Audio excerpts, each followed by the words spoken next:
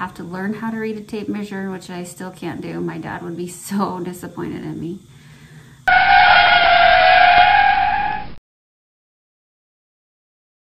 Okay, on today's video, we are going to teach you how to read a tape measure.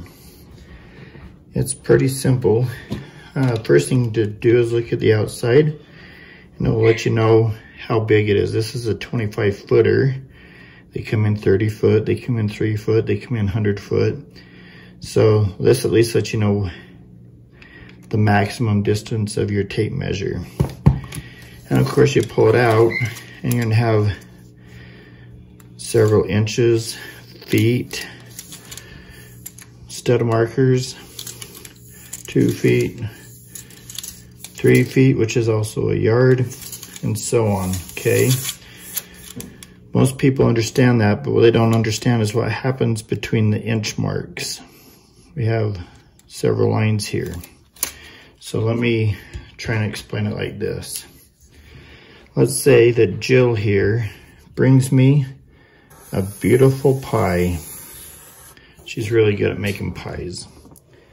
And because I am thankful for her bringing me a pie, I tell her, I should give you half of this back.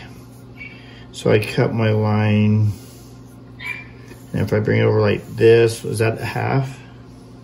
No. No. We know that that's about half, right? Let's say that this pie represents an inch. Well, we just cut this pie into half, which would make a half a pie or a half an inch, half a pie or a half an inch.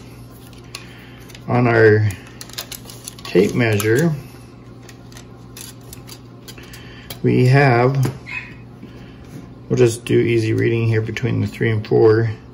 From this mark here to this mark here is the 1 inch mark.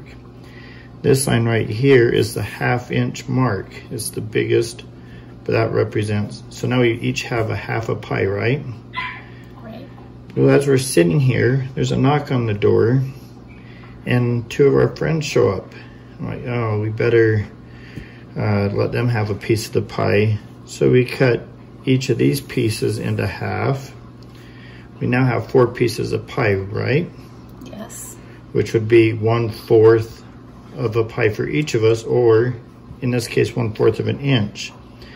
So if you notice, there's a long line between these two, which is right there, which makes our 1/4 inch mark. Now, let's say we're sitting here and there's another knock on the door. We go and we open the door and there's 4 more friends. What do you think we should do? Tell them to go away. Oh, yep, tell them to go away. Lock the door, exactly. Now we're gonna be nice and we're gonna cut this pie into equal pieces again. So we're now cut this into 8 equal pieces, or 1/8 for each of us, right? Mm-hmm. Well, in between these 1/4 marks, you have that other line. So that's your 1/8 inch mark. So we have our 1/2 inch, our 1/4 inch, our 1/8 inch. What do you think the next one would be? A 16th. 16th, yes. In this case, Jill's not opening the door anymore, so we don't have to worry about it. But on here, this actually goes down to a 16th, which is the smallest mark on this particular tape measure, which would be the 16th, which now we share this pie, all equal pieces, with 15 of our closest friends. Some tape measures will even go smaller. They will go into half of a 16th, which would be a 32nd. Yes, but this particular tape measure, you don't have to.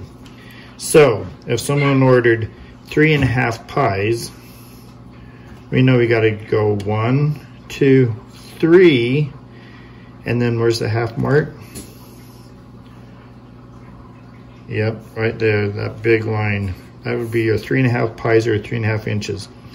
If they ordered 3 pies and a 16th, We know we're on that very small line. So that's the simplest way I know of to read a tape measure. Just remember you're breaking it down. So you got your 1 inch. So what's this one called? That would be 15/16, because you got 3 15 inches and 15/16. Correct, because you're counting, and you'd have 15/16 by the time you got to that one. Yeah, if they said we need 3 8/16, what would that be? 1, 2, 3, 4. Right there. 8/16 is also a half, right? Oh, you got me. I got you.